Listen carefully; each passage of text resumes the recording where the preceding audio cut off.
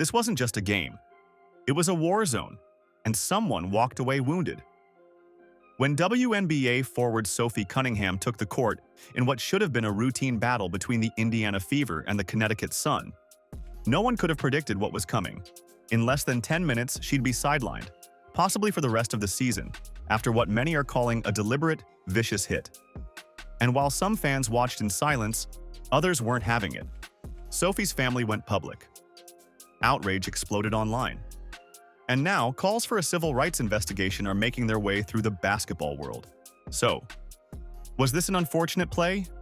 Or was Sophie targeted on purpose? Let's break it all down. It happened fast. Too fast. Right at the start of the game, Sophie Cunningham got hammered. A brutal dive at her knee left her writhing in pain. In just 10 minutes of play, her night, and possibly her season, was over.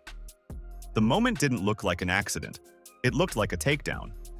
Fans watching the replay immediately noticed something wasn't right. The hit wasn't just physical, it was personal. As one commentator put it, they made it their business to hurt Sophie. The reaction? Pure fury. Especially from those who've watched Sophie climb the ranks, become a standout, and carry herself with relentless grit. But the real question was, who did this? And was it premeditated? It happened fast. Too fast. Right at the start of the game, Sophie Cunningham got hammered. A brutal dive at her knee left her writhing in pain. In just 10 minutes of play, her night, and possibly her season, was over. The moment didn't look like an accident. It looked like a takedown. Fans watching the replay immediately noticed something wasn't right. The hit wasn't just physical, it was personal. As one commentator put it, they made it their business to hurt Sophie. The reaction? Pure fury. Especially from those who've watched Sophie climb the ranks, become a standout, and carry herself with relentless grit. But the real question was, who did this? And was it premeditated? All fingers pointed to one name, Bria Hartley. Once known for her hustle and defensive presence, Hartley is now being labeled something far darker, the dirtiest player in the league. And it wasn't just this game. According to fans and insiders, Hartley has been stacking up questionable plays for weeks, diving at knees, elbowing in screens, targeting shooters midair. The pattern, they say, is undeniable. She's worse than DJ Carr, one voice claimed, referencing another controversial figure. Hartley needs to be suspended, period. Yet game after game, she's still out there. No fine, no warning, no accountability. And that's what has everyone asking. Why is the league letting this slide? That silence didn't last long.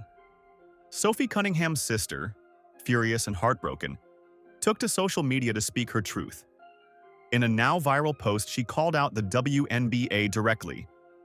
Maybe you should focus less on finding players for calling out poor officiating and more on hiring refs who can protect athletes. Pathetic. Praying for you, Sophie. Those weren't just words. They were daggers. The post ripped through WNBA Twitter and X like wildfire. Fans rallied behind her. Influencers reposted it. Even former players quietly voiced their support. Because she said what many were thinking, where was the protection? But the story didn't stop with dirty play. The creator behind this video, a longtime WNBA supporter, didn't just see a foul. He saw discrimination. And he wasn't afraid to say it. In a passionate, emotionally raw commentary, he compared Sophie's situation to the ongoing Caitlin Clark lawsuit. He claimed the WNBA is failing to protect its stars, especially the outspoken ones. And he went even further. This ain't just about Caitlin. Sophie needs a lawsuit too. The way she's been treated? It's civil rights level stuff. A bold statement. One that immediately split the fan base.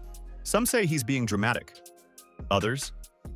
They're demanding an investigation because if favoritism, or worse, is driving how players are treated, that's a league-wide crisis. And if the refs are part of it, the implications are huge. While all of this was brewing off the court, something unexpected happened on it. The Indiana Fever, down by 20 points, came roaring back. Final score? 99-93. A stunner. Leading that comeback was none other than Kelsey Mitchell.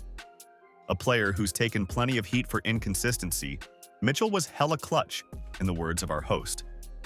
She dropped bucket after bucket, shutting down her doubters and silencing the noise. "I've always said it," he admits. "I love Kelsey Mitchell, but she's got to be more consistent." And tonight, she was.